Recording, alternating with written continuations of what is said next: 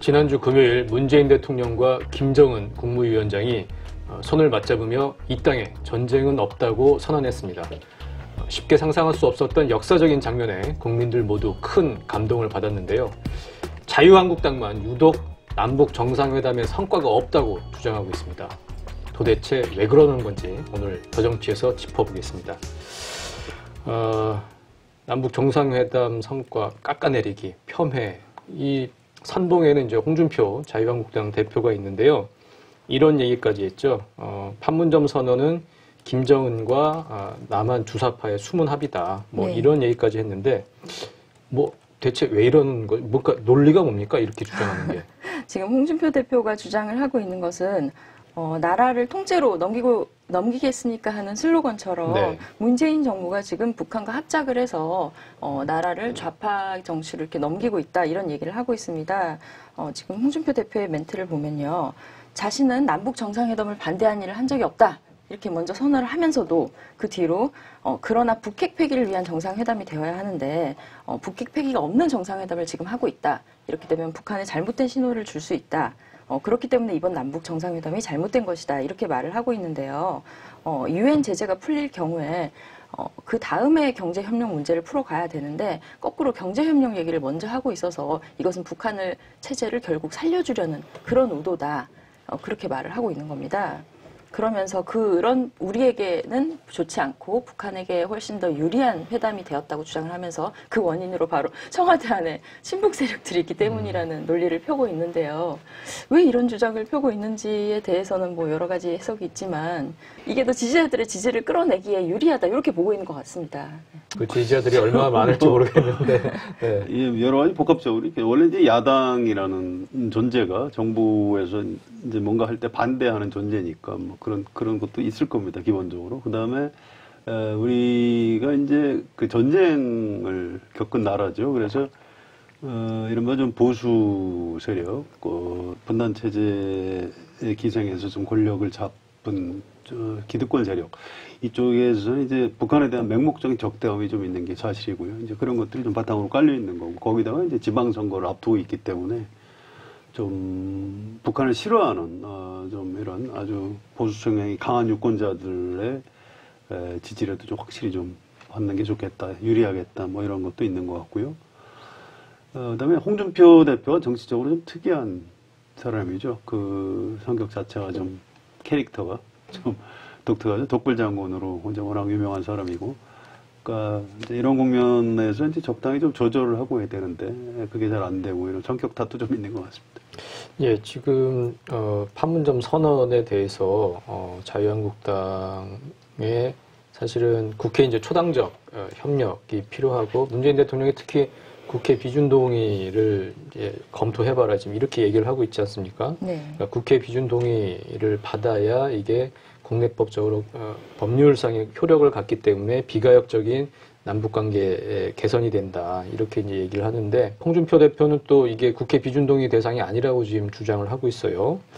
근데 그 2007년 14 정상선언 때는 당시 한나라당은 경제와 관련된 부분 국회 동의 받아야 된다 이렇게 주장을 하기도 했고요.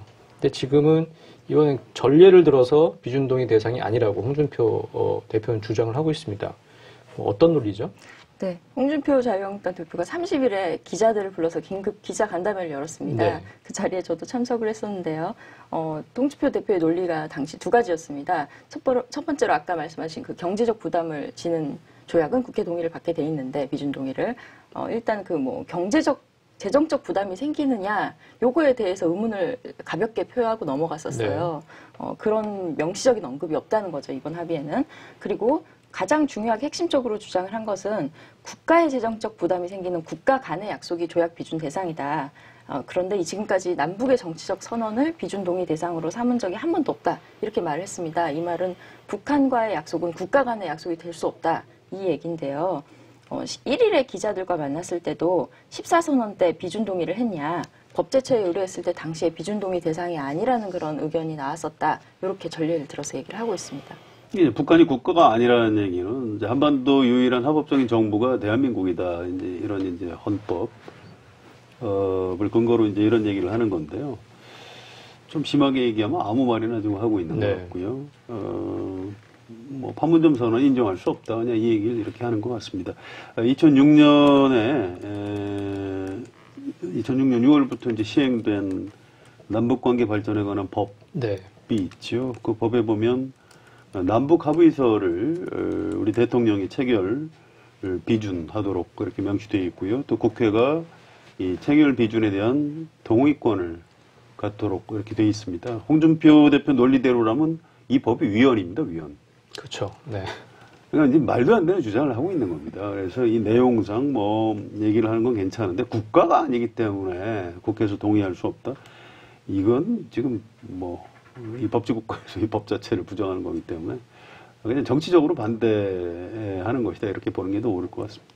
그 국가라는 부분에 혹시 이제 논란이 있을까 봐서 사실은 남북관계 발전법에서 남북 간의 합의서는 국회 비준 동의가 필요하다고 얘기를 한 거죠. 그러니까 그런 부분까지 다 상정을 해서 이 법을 2006년에 이제 만들었는데 국가가 아니라는 이유로 헌법 조항을 대가면서 뭐 이렇게 주장을 하는 건 좀 문제가 있는 것 같아요. 이 법의 존재 자체를 잘 모르는 거 아닌가 싶기도 네. 해요. 제가 확인을 해보진 않았습니다만, 지금 야당, 자유한국당 참모들이 이 부분을 혹시 강구한 것은 아닌가. 나중에 혹시 기회가 되면, 정의용 기자가 한번 물어봤으면 좋겠어요. 홍준표 대표한테. 이런 법이 있고 이런 법 조항이 있는데 아십니까? 이렇게. 아, 법에 대해서 물어봤다가 홍 대표에게 늘 혼이 납니다, 기자들이.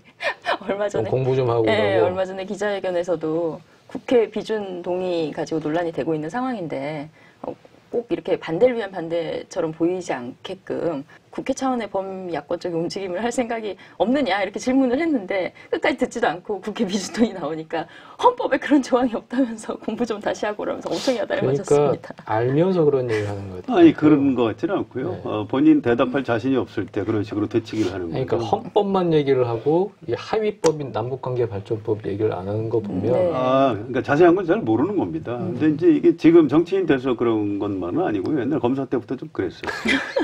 내용을 잘 모를 때 기자가 뭘 물어보면 뭐 좀 공부 좀 더 하고 물어보세요. 이런 식으로. 네. 자기 일종의 그 방어를 그런 식으로 하는 네. 거죠. 최근에 어떤 기자가 박정희 정부에서 그 7.4남북 공동 네, 성명에 통일의 원칙 중에 뭐 자주 이게 들어가 있는데도 그럼 그때도 주사파가 네네, 있었다는 얘기냐 맞습니다. 이렇게 그게 같은 얘기했더니 기자회견이었습니다. 공부 좀 더 하고 오라고 이렇게 했는데 그거는 아마 그 기습적으로 홍준표 대표가 기자한테 질문을 받으니까 할 말이 없으니까 네. 아마 그렇게 방어했을 겁니다. 준비하지 못했던 질문인 것 같더라고요. 그렇죠. 그 기자가 사실 공부하고 그렇죠. 굉장히 중요한 질문을 네, 한 건데 네. 거기에 대해서 답변을 안 했죠. 네. 비겁한 겁니다. 이거. 그러니까 우리 민족끼리 뭐 이것이 이제 주사파 그리고 북한의 뭐 대남 혁명 전략이라고 전술 전략이라고 하지만 사실은 이제 72년인가요? 네, 72년 7.4 남북 공동성명. 공동성명 때, 그러니까 박정희 박정희 대통령 정부 시절에 있었죠. 네. 이미 우리 민족끼리의 이 문제 해결의 큰 원칙에 대해서 합의를 봤다는 거죠. 그러니까 그 부분에 대해서 그걸 좀 부정하는 것은 이미 지금 72년 남북 공동성명까지 부정하는 거 아니냐? 그때 기자가 뭐 박정희 때도 부정하는 거냐 이런 식으로 거의 물어봤어요. 네, 그렇습니다. 네. 지금 자유한국당 당사의 박정희 대통령 사진 걸려 그렇죠. 있죠. 네. 홍준표 대표가 전직 대통령 중에 존경하는 세 사람, 이승만, 박정희, 김영삼 이렇게 사진 걸어놨는데 그 박정희 정신을 지금 부정하고 있는 거죠. 네. 앞뒤가 안 맞는 겁니다. 사실 뭐 어떻게든 이제 문재인 정부를 깎아내리려는 뭐 아무 말 대잔치라고 이제 볼 수가 있는데 그 이유는 이제 지방선거랑 다 연결이 돼 있는 거겠죠. 워낙 지방선거가 앞두고 있고 자유한국당 지지율은 안 오르고 뭐 이런 이제 절박한 상황이다 보니까 이제 이런 무리수가 계속 나오는 것 같은데 뭐 이런 뭐 홍준표 대표 나름의 지방선거 전략에 대해서 내부적으로 불만이 많은 것 같아요. 그죠? 네. 뭐 슬로건도 그렇고. 네, 슬로건도 그렇죠. 슬로건이 나라를 통째로 넘기시겠습니까인데 이게 정상회담 직전에 발표가 됐습니다. 네.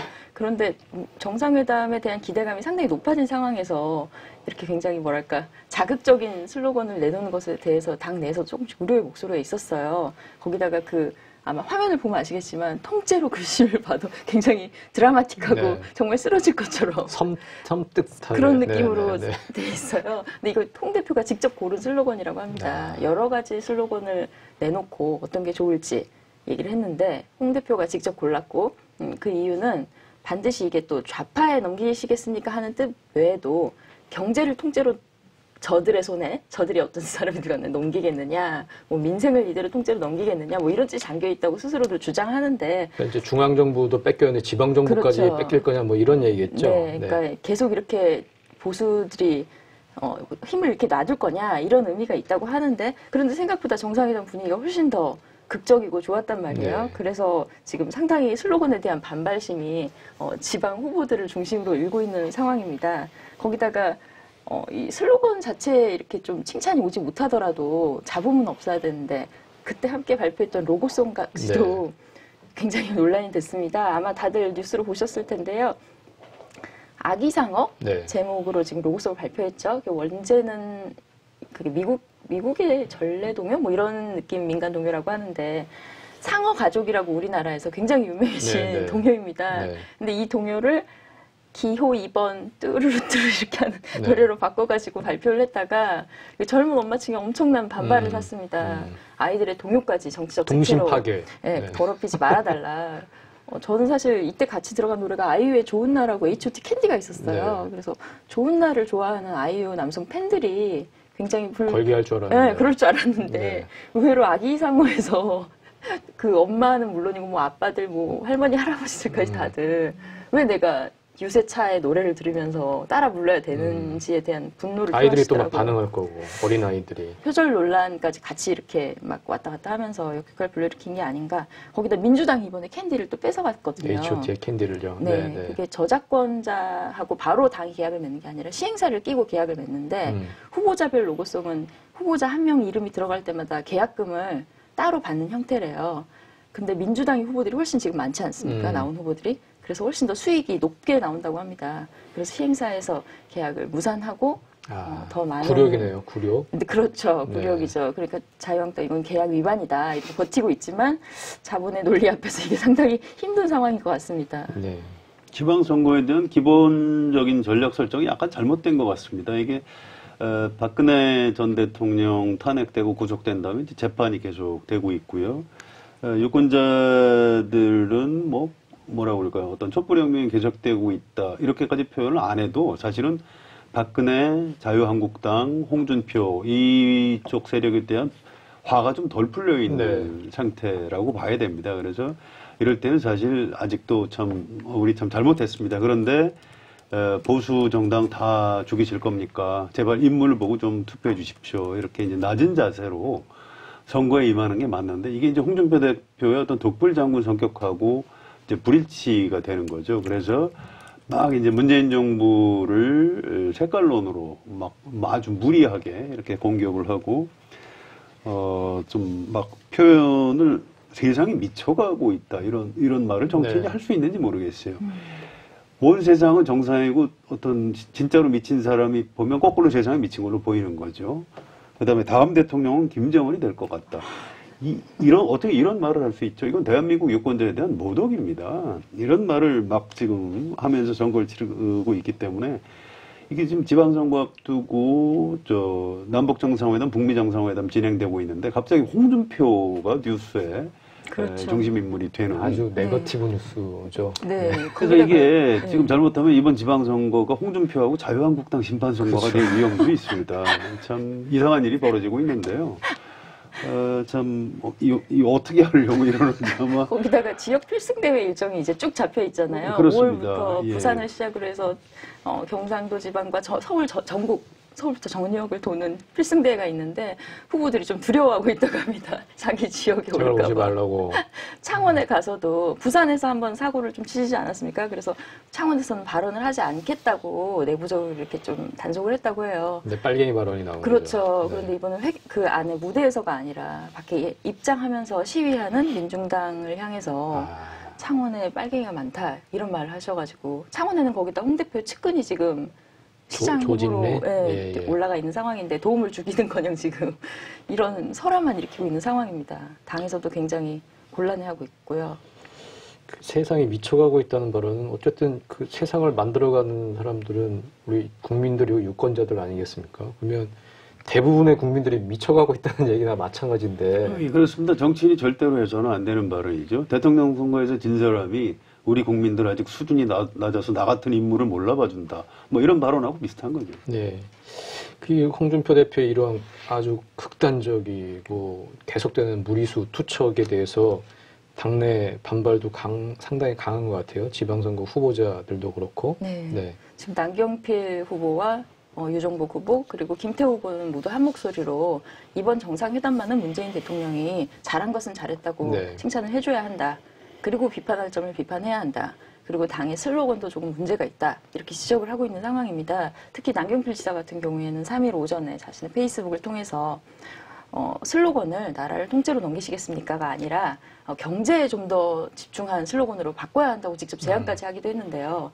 그런데 이런 남 지사의 주장이 수용될 가능성은 극히 낮아 보입니다. 지도부 내에서는 남 지사를 오히려 설득해보겠다 이런 식으로 반응을 하고 있고요.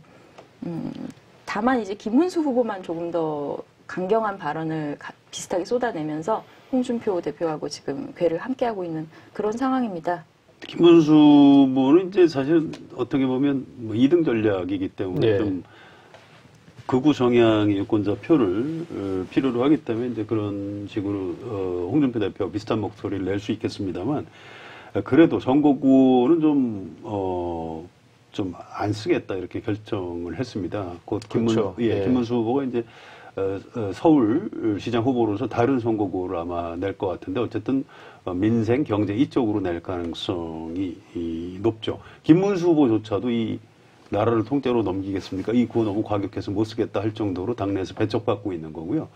저는 이제 김태호 경남지사 후보가 이 홍준표 대표를 비판을 하고 심지어 홍준표 대표가 중단했던 무상급식을 네. 공약으로 내세워서 지금 홍준표 대표를 막 무시하고 나가는 이런 선거 전략을 세우고 있고요. 또 아주 특이한 게 충청권의 이제 박성효 대전시장 후보가 우리 당의 홍준표 대표 좀 오지 말라 이렇게 얘기하는 지역이 많이 있다 이런 얘기를 했어요. 또 놀랍게도 권영진 대구시장이 이 비핵화하고 한반도 평화 논의는 잘한 것이다.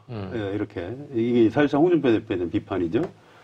또 개성시하고 대구가 자매 결연을 추진하겠다 이런 얘기들을 하고 있습니다. 지금 홍준표 대표 눈으로 보기엔 진짜 이적행위네요. 네, 당 내까지 지금 다 약간 미쳐가고 있는 것 아닌가 이제 이렇게 생각할 수 있을 정도로 고립되고 있는 그런 상황이죠. 근데 당 지도부 의원의 말에 따르면 도무지 말을 듣지 않으신다고 합니다. 이런 문제가 있다고 네. 건의를 해도 내가 정치를 수십 년 했는데 남북 정상회담은 의제가 되지 못한다. 쓸려 지나갈 것이다. 네. 문제는 민생이다. 이렇게 말을 하면서 내가 다 해봐서 안다. 이러고 그냥 딱 한 칼에 잘라버린다는 건데요. 그래서 지금 누가 적극적으로 말할 수 있는 사람도 없고 원내 중진들도 더 이상 얘기를 하기가 힘든 그런 상황이 되고 있는데 그런데 문제는 민생이라고 말하면서도 자유한국당이 정작 민생에 대한 공약을 이나 무슨 슬로건이나 이런 걸 내놓지 못한 상황이잖아요. 그렇습니다. 나라를 통째로 넘기시겠습니까? 이거 민생구 아니죠. 자유한국당은 경제를 살리겠습니다. 이게 민생구 아닌가요? 말하고 행동이 일치하지 않는 거죠. 오늘 또 강길부 의원이 홍준표 대표 사퇴하라 네, 요구했죠. 강길부 의원이 3일 정론관에서 기자회견을 열고 홍준표 후보가 일주일 내로 사퇴를 하지 않으면 본인이 이제 탈당을 하겠다는 그런 뉘앙스의 기자회견을 했는데요. 강길부 의원은 울주군에서 네. 자신이 당협위원장인데도 자신이 밀고 있는 후보가 공천을 받지 못하여서 당 중앙 지도부와 상당히 마찰을 빚어왔습니다. 그러면서 여러 번 중앙당에 자신의 탈퇴 의사를 거론하고 거의 거취를 걸고 지금 공천을 밀었는데 본인이 생각하는 좀 더 개혁적인 성향의 인물이 되지 못했다고 생각을 하고 불만을 품고 있는 상황인데요. 처음에는 그냥 바로 탈당이 예견이 됐었는데 탈당하기 전에 마지막으로 좀 홍 대표를 향해서 쓴소리를 던져보겠다 이렇게 생각을 한 것 같습니다. 어쨌든 지금 자유한국당이 홍준표 사당화가 됐다는 얘기가 많았고 사실 많이 눌려왔는데 어쨌든 뭐 사퇴 요구가 나온 건 의미가 있는 것 같아요. 그렇습니다. 이제 이걸 사퇴를 현실화시킬 수 있는 정치적인 동력이 자유한국당 내부에 있는지는 잘 모르겠어요. 사실은 이번 지방선거에서 자유한국당이 살려면 지금 홍준표 대표를 바꾸는 것도 방법입니다. 그래야 이제 국민들이 볼 때, 저 당이 뭘 좀 반성을 하나 보다. 그렇다면 지방선거 끝나고 좀 미래가 있겠구나. 이렇게 생각해서 표를 줄 수 있을 텐데, 지금처럼 선거 치르면 거의 뭐 망할 가능성이 높다고 봐야죠. 네. 지금 선거까지 이제 한 달이 좀 더 남았습니다. 한 40일 정도 남았고요. 남북 정상회담의 임팩트가 워낙 강렬하긴 하지만 뭐 아주 뭐 시간이 없는 것도 아니고 뭐 김경수 의원의 드루킹 사건 연루 의혹도 있고요. 나름의 이제 공격 포인트는 있는 것 같아요. 자유한국당이 아직 늦지는 않은 것 같은데 그래 지방선거에 좀 성과를 내려면 지금 뭘 좀 해야 할까요? 홍준표 대표가 물러난 것밖에 없을까요? 뭐 어떤 아이디어가 있을 수 있을까요? 그러니까 태도를 바꿔야 되는데요. 네. 최근에 이제 홍준표 대표 말을 가만히 보면 이분도 약간 좀 위축된 것 같아요. 그러니까 나 이런다고 위축되지 않는다. 이 얘기는 나 위축됐다. 이렇게 들어야 됩니다. 홍준표 대표 말은 약간 반대로 들 필요가 있어요. 그 다음에 이제 어디 언론사 행사에 오늘 아침에 가서 네. 내가 뭐 외계인이 된 것 같다. 네, 이렇게 네, 하면서 ET가 된 것 같다. ET 이런 말 하면서 또 할 말은 또 다 했어요.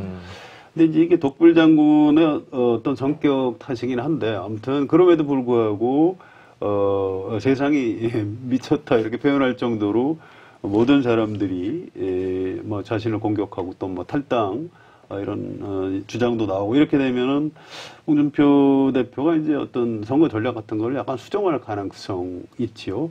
지금보다 훨씬 좀 그 낮은 자세로 겸손하게 바꾸면 조금 더 이제 유리해지겠지요. 그런데 사실은 자유한국당 안에 의원들이 하는 얘기는 지방선거 전에 차라리 당대표를 바꾸는 게 낫다. 이제 이런 얘기들을 하고 있습니다. 그런데 홍준표 대표가 이제 그걸 받아들일 가능성 별로 없고요. 그 다음에 또 한 가지는 지방선거까지는 실제로 좀 시간이 좀 많이 남아 있습니다. 그래서 이 홍준표 대표로서는 어떤 전략을 수정할 수 있는 뭐 충분한 시간을 갖고 있기 때문에 지금 현재 상황을 가지고 지방선거에서 홍준표 대표 자유한국당이 뭐 망할 것이다라고 단정하기는 좀 어려운 그런 상황이죠. 홍준표 대표 좀 변할 수 있을 것 같아요.